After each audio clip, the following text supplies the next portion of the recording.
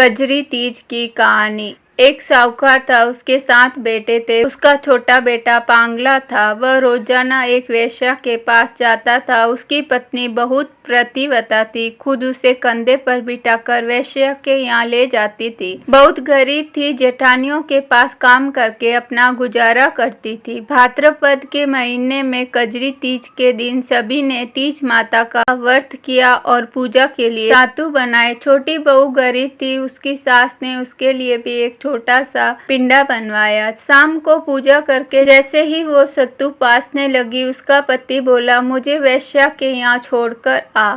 हर दिन की तरह उस दिन भी वह पति को कंधे पर बिठाकर छोड़ने गई, लेकिन पति उस दिन बोलना भूल गया कि तू जा। वह बाहर ही उसका इंतजार करने लगी। इतने में जोर से वर्षा आने लगी और बरसाती नदी में पानी बहने लगा। कुछ देर बाद नदी से आवाज आई, आवतारी जावतारी दोना खोल के पी, शिव प्यारी होए। आवाज सुनकर उसने नदी की तरफ देखा तो दूध का दोना नदी में तैरता हुआ आता दिखाई दिया। उसने दोना उठाया और 7 बार उससे पी कर दोने के 4 टुकड़े किए और चारों दिशाओं में फेंक दिए। उधर तीज माता की कृपा से उस वेश्या ने अपना सारा धन उसके पति को वापस देकर सदा के लिए वहां से चली गई। पति ने सारा धन लेकर घर आकर पत्नी को आवाज दी, दरवाजा खोल। उसकी पत्नी ने कहा, मैं दरवाजा नहीं खोलूंगी। उसने कहा कि अब मैं वापस कभी नहीं जाऊंगा, अपन दोनों मिलकर सातु पासेंगे। लेकिन उसकी पत्नी को विश्वास नहीं हुआ। उसने कहा, मुझे वचन दो, वापस वेश्या के पास नहीं जाओगे। पति ने पत्नी को वचन दिया तो उसने दरवाजा खोला और देखा उसका पति गहनों और धन माल सहित खड़ा था। उसने सारे गहने कपड़े अपनी पत्नी को दे दिए। फिर दोनों ने बैठकर सातु पासा। सुबह जब जेठानी के यहाँ काम करने नहीं गई तो जेठानी ने बच्चों को बोला, जाओ काकी को बुला कर लाओ। बच्चे बुलाने आए, काकी चलो सारा काम पड़ा है। उसने कहा, अब तो मुझ पर तीज माता की कृपा हुई है, अब मैं काम करने नहीं आऊंगी। बच्चों ने जाकर माँ को बताया कि आज से काकी काम करने नहीं आएगी, उन पर तीज माता की कृपा हुई है। वह नए नए कपड़े गहने पहनकर बैठी है और काका जी भी घर पर बैठे। सभी लोग यह जानकर बहुत खुश हुए। हे तीज माता, जैसे आप उस पर प्रसन्न हुई वैसे ही सब पर प्रसन्न होना, सबके दुख दूर करना। जय तीज माता की।